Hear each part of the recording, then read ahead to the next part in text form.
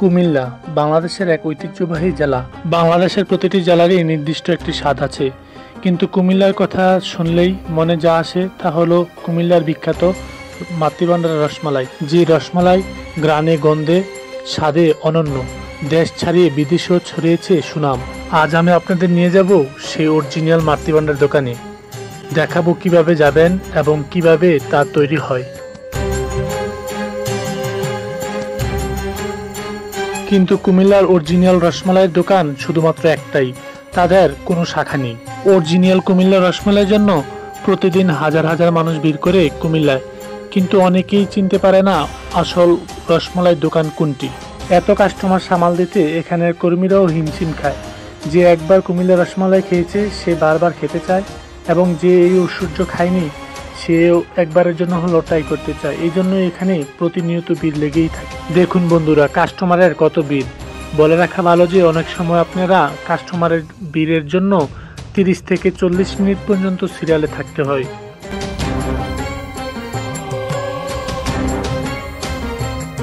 আপনারা কান্দিরপাড় থেকে অটো অথবা রিক্সায় করে চলে আসবেন কুমিল্লা টাউন হল মনোহরপুরে।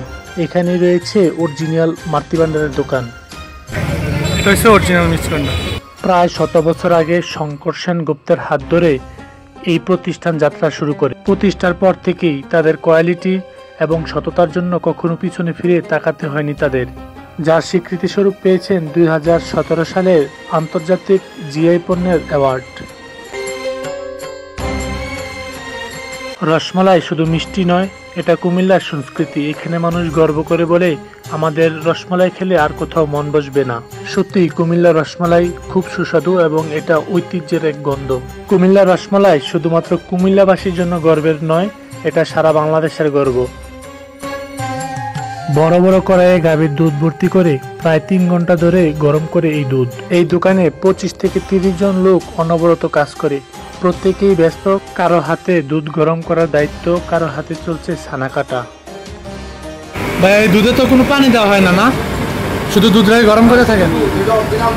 ওর দুধটাকে কত মিনিট ধরে গরম করতে হয়? 3 ঘন্টা।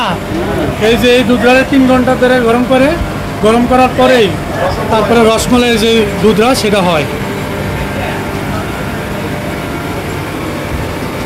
অনেকেই মজা করে বলে আপনি যদি কুমিল্লার রসমালাই না খান তাহলে আপনার 16 আনাই বৃথা।